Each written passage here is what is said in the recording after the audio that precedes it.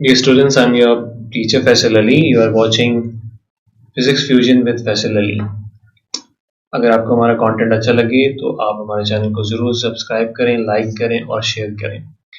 आज का लेक्चर उन तमाम इंजीनियरिंग स्टूडेंट्स के लिए हैं जो इंजीनियरिंग यूनिवर्सिटी में अप्लाई करेंगे। तो आज के इस लेक्चर में हम Mehran university of engineering and technology के पास पेपर्स की सीरीज में से पहला पेपर आज सॉल्व करेंगे जो कि 2017 का है। तो चलते हैं पेपर की तरफ। ईयर 2017 के पेपर में सबसे पहला जो सवाल पेपर में है, it is the most basic simple question. तमाम वो स्टूडेंट्स जो प्रिपरेशन करते हैं इंजीनियरिंग स्टूडेंट्स की इंजीनियरिंग यूनिवर्सिटीज़ के लिए, उनके लिए सवाल बहुत आसान है। The product of mass and velocity is called. तो आप सब जैसे जानते हैं कि प्रोडक्ट ऑफ मास, जब वेलोसिटी को आप मास से मल्टीप्लाई कर देते हैं तो वो टेक्निकली मोमेंटम कहलाती है। It is basically scalar multiplication with a vector, तो उसे हम मोमेंटम कहते हैं। उसके बाद हम आते हैं दूसरे सवाल पे। दूसरा सवाल है production of X-rays can be regarded as inverse of, कि एक्सरेज की प्रोडक्शन का रिवर्स प्रोसेस कौन सा है। तो सबसे पहले हम डिस्कस कर लें कि एक्सरेज की प्रोडक्शन किस तरह होती है। एक्सरे की प्रोडक्शन के लिए एक हाई एनर्जी इलेक्ट्रॉन्स जो हैं उन्हें हम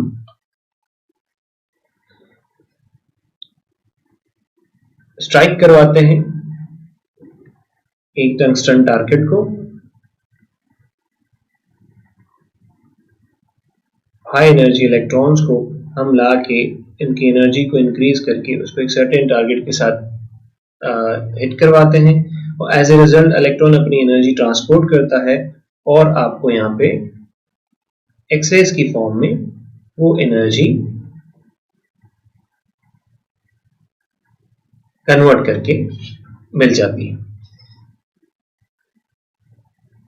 अब इसका रिवर्स प्रोसेस हमें देखना है। इसका रिवर्स प्रोसेस तो ये होना चाहिए कि इलेक्ट्रोमैग्नेटिक रेडिएशन आए, क्योंकि एक्सरेज इलेक्ट्रोमैग्नेटिक रेडिएशन है, और एज ए रिजल्ट आपको इलेक्ट्रॉन मिले। तो इस तमाम ऑप्शंस में से जो वाहिद ऑप्शन आपके पास अवेलेबल है वो है फोटोइलेक्ट्रिक इफेक्ट। फोटोइलेक्ट्रिक इफेक्ट वो प्रोसेस है जिसके अंदर जब एक सफिशिएंट एनर्जी की लाइट किसी मेटल सरफेस के ऊपर फॉल करती है तो उसमें से इलेक्ट्रॉन निकलते हैं। तो ये एग्जैक्टली रिवर्स प्रोसेस है एक्सरेज प्रोडक्शन का। उसके बाद हम आते हैं तीसरे क्वेश्चन पे। तो तीसरा क्वेश्चन जो है वो है रेजिस्टिविटी के बारे में, कि resistivity of the typical metal increases. आपने इंटरमीडिएट में पढ़ा होगा कि जो रेजिस्टेंस होता है वो बेसिकली डायरेक्टली प्रोपोर्शनल होता है लेंथ के। जो आपके पास रेजिस्टेंस होता है वो डायरेक्टली प्रोपोर्शनल होता है लेंथ के, और इनवर्सली प्रोपोर्शनल होता है एरिया के। कि रेजिस्टेंस जैसे जैसे लेंथ बढ़ता है और जैसे जैसे एरिया बढ़ता है तो रेजिस्टेंस कम होता है। लेकिन at the same time material का रेजिस्टेंस जो है वो टेम्परेचर पे भी डिपेंड करता है। टेम्परेचर का फैक्टर भी इन्वॉल्व होता है। टेम्परेचर भी इस तरह डिपेंड करता है कि जैसे जैसे आप किसी मटेरियल का टेम्परेचर बढ़ाते हैं तो उसमें मौजूद तमाम एटम्स जो कि नॉर्मली अपनी एटॉमिक पोजीशंस के ऊपर वाइब्रेट कर रहे होते हैं तो उनकी एम्पलीट्यूड ऑफ वाइब्रेशन बढ़ जाती है और वो ज्यादा एम्पलीट्यूड के साथ वाइब्रेट करते हैं। उसकी वजह से वो तमाम मूविंग चार्जेस जो उस मटेरियल में से गुजर रहे होते हैं उनको कोलिजन ज्यादा ऑफर होता है और उसकी वजह से रेजिस्टेंस बढ़ जाता है। तो रेजिस्टिविटी डायरेक्टली प्रोपोर्शन है इंक्रीज इन टेम्परेचर के। रेजिस्टेंस भी बढ़ता है टेम्परेचर बढ़ने से और रेजिस्टिविटी भी बढ़ जाती है। इसीलिए आपने टेबल में बुक में देखा होगा कि रेजिस्टिविटी के टेबल के ऊपर एक्सप्लिसिटली मेंशन किया जाता है कि किस टेम्परेचर के ऊपर बनाया गया है। अगर आप उस टेम्परेचर से डेविएट करते हैं तो रेजिस्टिविटी की नई वैल्यू आपको फाइंड आउट करनी होती है और वो आप थर्मल कोएफिशिएंट ऑफ रेजिस्टेंस को या रेजिस्टिविटी को यूज करके आप फाइंड आउट कर सकते हैं। तो क्वेश्चन नंबर 3 का जो आपका ऑप्शन है वो ए है, क्योंकि रेजिस्टेंस और रेजिस्टिविटी दोनों ही टेम्परेचर के साथ बढ़ते हैं। अब हम चलते हैं अपने चौथे क्वेश्चन की तरफ। चौथा क्वेश्चन हमारे पास है weber per metre square is called. First option है गॉस, सेकंड ऑप्शन है फेरेड, थर्ड ऑप्शन है टेस्ला और डी ऑप्शन है नन ऑफ देम। अब सबसे पहले तो हमें ये अंडरस्टैंड करना है कि ये जो हमारे पास वेबर पर मीटर स्क्वायर है ये बेसिकली किस चीज का यूनिट है। अब आंसर इस क्वेश्चन का है टेस्ला। टेस्ला बेसिकली यूनिट होता है मैग्नेटिक फील्ड का। मिनट। टेस्ला जो यूनिट होता है वो बेसिकली होता है मैग्नेटिक फील्ड का यूनिट। अब टेस्ला अगर मैग्नेटिक फील्ड का यूनिट है तो वेबर पर मीटर स्क्वायर किस चीज का यूनिट है? बेसिकली जब अगर आप फ्लक्स के टॉपिक को पढ़ें तो फ्लक्स के टॉपिक के अंदर आपके पास जो मैग्नेटिक फ्लक्स है वो बराबर होता है magnetic field multiply by area. अगर आप इस फॉर्मूले में से अगर आप ऑर्गेनाइज कर लें कि मैग्नेटिक फील्ड किसके बराबर आती है तो आप कहेंगे कि ये एरिया के बराबर आती है अगर आप फ्लक्स को डिवाइड कर दें एरिया के साथ। तो मैग्नेटिक फ्लक्स का जो यूनिट है बेसिकली बी का वो बेसिकली होता है आपके पास इस केस में मैग्नेटिक फ्लक्स के फार्मूले के हिसाब से weber per metre square, because flux का यूनिट वेबर होता है और इसका पर मीटर स्क्वायर होता है। बहुत सारे स्टूडेंट्स जिनको ज्यादा रूटीन में टेस्ला यूनिट याद रहता है मैग्नेटिक फील्ड का, कभी प्रॉब्लम में उन्हें मैग्नेटिक फील्ड का unit weber per metre square दे दिया जाए या उन्हें किसी एमसीक्यू में मिल जाए तो उसे गेज या पिक नहीं कर पाते, जिसकी वजह से उनका प्रॉब्लम गलत हो जाता है। तो आप याद रखिएगा कि मैग्नेटिक फील्ड का यूनिट टेस्ला भी हो सकता है और मैग्नेटिक फील्ड का unit weber per metre square भी होगा, लेकिन जब बात आएगी एसआई यूनिट की तो एसआई यूनिट सिर्फ टेस्ला होगा। फिर पांचवें सवाल पे चलते हैं। द टॉर्क एक्सपीरियंस बाय है, टॉर्क का फॉर्मूला होता है NIAB cos अल्फा। टॉर्क के फॉर्मूले में आपने देखा होगा कि नॉर्मली साइन थीटा होता है, लेकिन अगर हम कॉइल का एंगल 90 डिग्री पे सपोज कर लें तो साइन थीटा एलिमिनेट हो जाता है, लेकिन फिर उसके साथ cos अल्फा क्यों आता है? cos अल्फा इसलिए आता है कि अगर आपकी कॉइल मैग्नेटिक फील्ड के साथ इनिशियली किसी एंगल पे मौजूद है तो उसके साथ हम cos अल्फा लगाते हैं। मीन अगर इस फॉर्म में मतलब कहने का ये कि अगर इस प्रॉब्लम के ऑप्शंस में सिर्फ NIAB होता और cos अल्फा ना होता तो हम NIAB के साथ जाते हैं। अगर NIAB cos अल्फा है और उसके साथ NIAB भी है, अगर मुश्किल सवाल बना दिया जाए तो आप NIAB cos अल्फा के साथ ही जाएंगे, ये इसका प्रॉपर फॉर्मूला होता है। उसके बाद हम आते हैं क्वेश्चन नंबर 6 पे। आइंस्टाइन की relativity theory, the Einstein relativistic time measured by an observer in a moving frame of reference with velocity v is given by। इसका फॉर्मूला पहले जो इसका आंसर होगा वो ए आंसर होगा, बिकॉज ये टाइम डायलेशन से कॉन्सेप्ट है और टाइम डायलेशन में जो आपका टाइम है वो बेसिकली एक्सपेंड कर जाता है। क्या कर जाता है? एक्सपेंड कर जाता है। तो एक्सपेंडेड टाइम को बेसिकली मालूम करने के लिए जो फार्मूला हम इस्तेमाल करते हैं वो होता है t is equals to t naught divided by relativistic factor. ये जो रिलेटिविस्टिक फैक्टर है बेसिकली ये इसी radical 1 minus v square upon c square को कहा जाता है। और ये याद रखिएगा कि जो आपका रिलेटिविस्टिक फैक्टर है it will always be less than 1, तो इसकी वजह से ये डिनोमिनेटर में डिवाइड करेगा तो ऑटोमेटिकली आपको जो टाइम मिलेगा डायलेटेड वो इनिशियल टाइम से ज्यादा होगा। तो इसका जो ऑप्शन होगा वो ए होगा। उसके बाद हम आते हैं 7 क्वेश्चन पे। 7 क्वेश्चन में क्या पूछा जाता है? The mechanics is a branch of physics which deal with force acting on a body at rest, earth's gravitational force, force acting on a body in motion.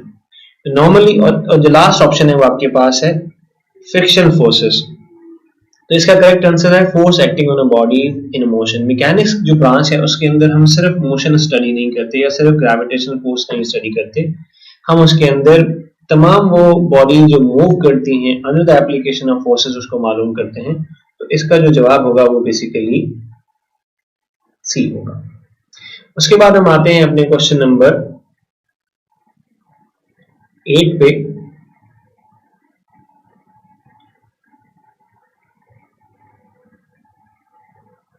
Question number 8 में पूछा गया है कि negative of a vector has a direction dash that of original vector. तो आपको इसके option में है same as, perpendicular to, opposite to, incline to. अगर मिसाल के तौर पे हमें अगर एक वेक्टर मिला हुआ हो ए, फॉर एग्जांपल ए वेक्टर हमें मिला हुआ है, अगर हम इसके अपोजिट वेक्टर ड्रॉ करना चाहें तो हमें उसके बिल्कुल इस तरह अपोजिट डायरेक्शन में ड्रॉ करना है। अगर दो वेक्टर्स बिल्कुल आपस में अपोजिट हैं तो वो एक दूसरे के नेगेटिव वेक्टर कहलाएंगे। इसलिए नेगेटिव वेक्टर जो है वो किसी भी गिवन वेक्टर के रिवर्स डायरेक्शन में होता है, जिसे अपोजिट डायरेक्शन कहते हैं। आप इसे 180 डिग्री रिवर्स भी कह सकते हैं।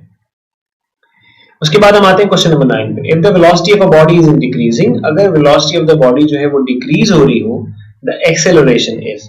अब आपको याद रहे कि एक्सेलरेशन की डेफिनेशन ये है कि जो आपकी एक्सेलरेशन होती है वो बेसिकली बराबर होती है rate of change of velocity के।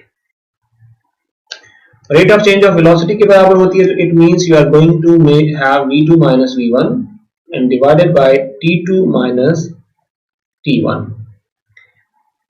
अब आप इजीली इसका ऑर्डर वेरीफाई कर सकते हैं। इसके डिनोमिनेटर में जो टाइम है वो तो नेगेटिव नहीं हो सकता क्योंकि टाइम इज कंटिन्यूअसली इंक्रीजिंग।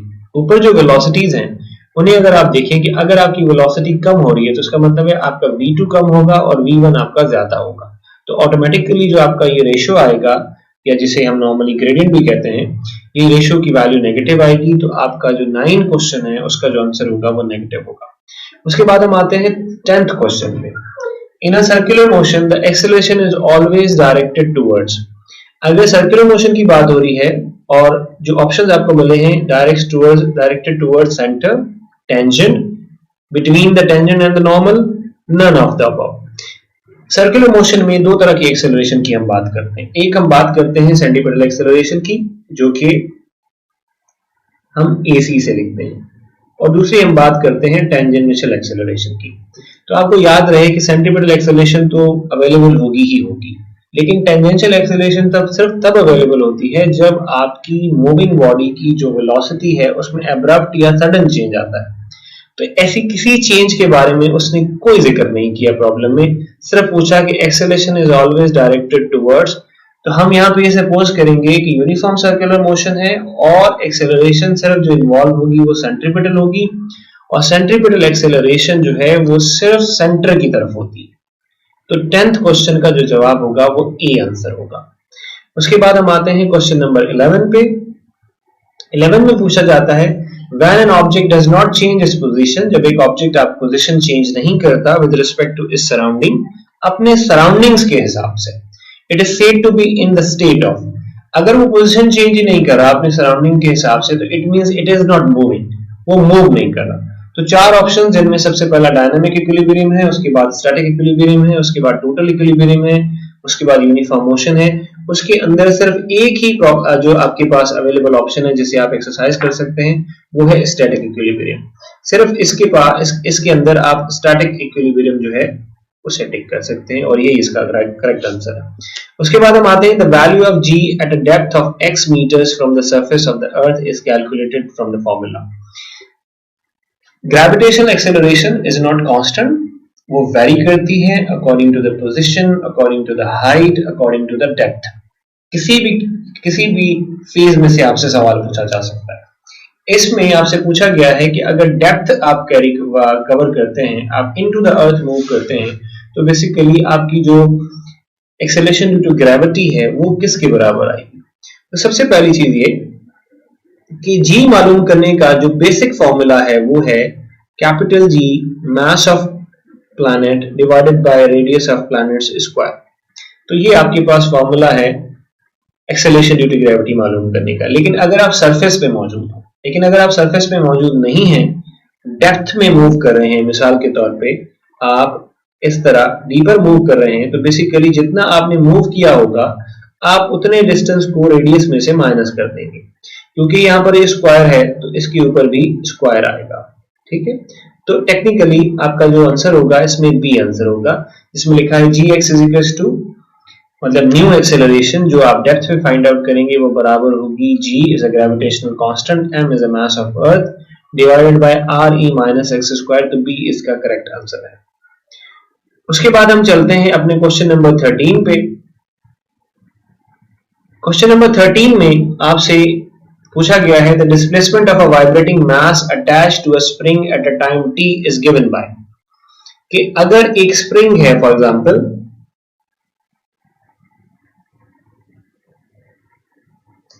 और उसके साथ कोई मास अटैच्ड है, ठीक है, और वो ऑसिलेट कर रहा है। अगर वो ऑसिलेट कर रहा है तो उसकी x वैल्यू, मतलब डिस्प्लेसमेंट, हम कैसे मालूम करेंगे कि वो किस पॉइंट पे कहां पर है। अब यहां पे मैं आपको एक चीज बताऊं, अगर आपने सिन बोर्ड का टेक्स्ट देखा होगा तो उसमें इस फॉर्मूले में आपको cos थीटा मिलेगा, लेकिन अगर हम फेडरल बोर्ड उठाकर देखेंगे तो उसमें आपको इस फॉर्मूले में sin थीटा भी मिलेगा।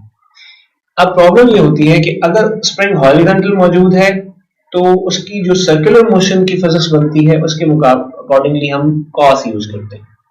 अगर स्प्रिंग वर्टिकली मौजूद है, वर्टिकल डायरेक्शन के अंदर ऑसिलेट कर रहा है, तो उसकी जो circular uniform circular motion mathematics बनती है उसमें हम साइन थीटा इस्तेमाल करते हैं। अब क्योंकि इसमें मेंशन ही नहीं है कि आया वर्टिकल एक्सिस पे है या हॉरिजॉन्टल एक्सिस पे स्प्रिंग मौजूद है, तो अकॉर्डिंग टू द सेन बोर्ड हमारे पास हमारे किताब के अंदर जो स्प्रिंग है वो हॉरिजॉन्टली प्लेस्ड है, तो हमारा जो करेक्ट ऑप्शन होगा वो बी होगा। x is equals to x naught cos under radical k upon mt। अब यहाँ पे जो cos थीटा लिखा हुआ है बेसिकली यहाँ पे स्टूडेंट्स नॉर्मली थीटा से फैमिलियर होते हैं। अब याद रहे कि जो थीटा होता है उसको आप लिख सकते हैं ओमेगा टी, और ओमेगा टी में ओमेगा जो होता है वो बेसिकली होता है अंडर रेडिकल के अपॉन एम, इसलिए आपको टी और के अपॉन एम साथ में मिल रहे हैं आपके ऑप्शन में, ऑप्शन नंबर बी में। उसके बाद हम आते हैं क्वेश्चन नंबर 14 पे। क्वेश्चन नंबर 14 में कहता है if the object is placed between focal length and the lens inside, convex lens आपको दिया हुआ है, then its image will be. It means कि अगर आपके पास लेंस मौजूद है और ये लेंस का सेंटर है, हम इस तरफ इसकी एक फोकल लेंथ ड्रॉ कर देते हैं, ये इसकी फोकल लेंथ है, और ऑब्जेक्ट जो है वो टेक्निकली यहाँ पे लेंस के सेंटर में और फोकल लेंथ के सेंटर में अवेलेबल। तो 6 पॉसिबल आउटकम्स जिसमें हम लेंस की इमेज फॉर्मेशन को एनालाइज करते हैं, उसमें ये ओनली ऑप्शन है जिसके अंदर लेंस उसी तरफ इमेज बनाता है जिस तरफ ऑब्जेक्ट मौजूद होता है। मतलब कहने का ये कि उन तमाम पोजीशन पे जो फोकल लेंथ से लेके लेंस के सेंटर के दरमियान तक आएंगी, उसमें जब भी ऑब्जेक्ट प्लेस होगा तो लेंस जिस तरफ ऑब्जेक्ट है उसी तरफ इमेज बनाएगा, इरेक्टेड होगी, वर्चुअल होगी और मैग्नीफाइड भी होगी। तो इसका जो करेक्ट ऑप्शन है वो ए है। उसके बाद हम अपने नेक्स्ट क्वेश्चन पे चलते हैं। नेक्स्ट क्वेश्चन हमारा है question number 15। A thermometer is said to be sensitive. अगर हम बात करें सेंसिटिविटी की, तो याद रखें कि सेंसिटिविटी का मतलब ये कि हाउ लो योर apparatus और योर इक्विपमेंट कैन मेजर। अगर कोई सिस्टम, लाजमी नहीं थर्मामीटर, कोई भी सिस्टम, मिसाल के तौर पे एक घड़ी है वो 1 सेकंड मालूम करती है, पर एक और घड़ी है वो जो 1 मिली सेकंड मालूम करती है, एक और घड़ी है जो 1 माइक्रो सेकंड मालूम करती है, तो आप कहेंगे कि जो माइक्रो सेकंड मालूम करती है वो सबसे ज्यादा सेंसिटिव है। इसी तरह थर्मामीटर की सेंसिटिविटी के हिसाब से ये क्वेश्चन है जिसका ऑप्शन नंबर ए है। Quickly takes the temperature of the body in contact, can measure large temperature, can measure low temperature. तो सेंसिटिविटी में ये देखा जाता है कि how low your system, how lesser a value your system can measure, तो इसका करेक्ट ऑप्शन सी होगा। उसके बाद हम आते हैं 1 coulomb is equal to how many electrostatic units. Basically we have multiple measuring systems. आजकल जो हम इस्तेमाल करते हैं मिसाल के तौर पे वो है system international, but you have CGS system also, you have FPS system also. तो याद रखें कि ये जो आपके पास ऑप्शन है ये वाला, ये इसका करेक्ट ऑप्शन है 3 × 10⁹ इलेक्ट्रोस्टैटिक यूनिट्स। CGS में 1 कूलम चार्ज CGS में इतने मैग्नीट्यूड के बराबर होता है, ठीक है। तो ये नॉर्मली सवाल सिर्फ ये वैल्यू पूछी जाती है, तो आप इसके डायरेक्टली इस वैल्यू को रिमेंबर कर सकते हैं। अदरवाइज हम चैप्टर नंबर 12 जब कवर करेंगे तो उसके अंदर इसकी कन्वर्जन सीख लेंगे कि किस तरह हम मीटर से सेंटीमीटर और अपने यूनिट्स को कन्वर्ट करके CGS से SI या SI से CGS में ट्रांसफॉर्मेशन कर सकते हैं। उसके बाद हम आते हैं क्वेश्चन नंबर 17 पे। क्वेश्चन नंबर 17 रेडिएशन से रिलेटेड क्वेश्चन है। Capture of neutron bye nucleus result in the formation of. It means कि अगर आपका न्यूट्रॉन जो है वो न्यूक्लियस कैप्चर कर ले, ये आपका न्यूक्लियस है, यहां से एक न्यूट्रॉन आया, इसको हम कैपिटल से ड्रॉ कर देते हैं, wait a minute, will draw again.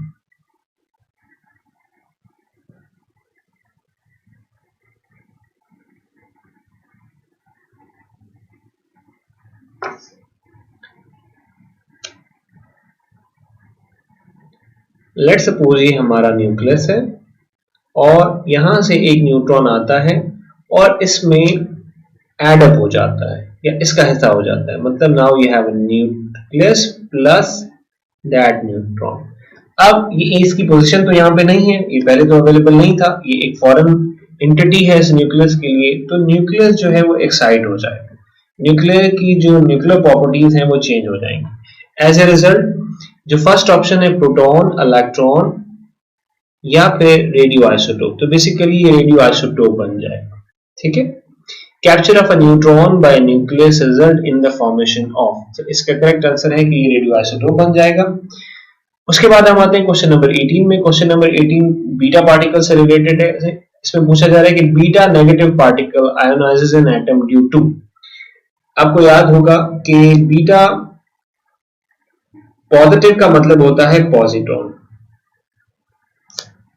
Beta negative का मतलब होता है इलेक्ट्रॉन। अगर एक इलेक्ट्रॉन एटम को आयोनाइज करे तो एटम जो होता है उसके न्यूक्लियस के अराउंड शेल्स होते हैं और उन शेल्स के अंदर इलेक्ट्रॉन्स होते हैं, उनके ऊपर भी नेगेटिव चार्ज होता है। तो ये इलेक्ट्रॉन अगर मूव करता हुआ आए और इन इलेक्ट्रॉन के साथ इंटरेक्ट करे तो दोनों के दरमियान में जो कूलम फोर्स होगी वो रिपल्सिव फोर्स होगी। तो कूलम रिपल्सिव फोर्स की वजह से इनका फिजिकल कोलिजन नहीं हो सकता, डायरेक्ट कोलिजन नहीं हो सकता। तो basically electrostatic force of repulsion होगी जिसकी वजह से ये इन इलेक्ट्रॉन्स को आयोनाइज करेगा। उसके बाद हम आते हैं Al Biruni is famous for finding out, this is the knowledge based question, you can find out anywhere.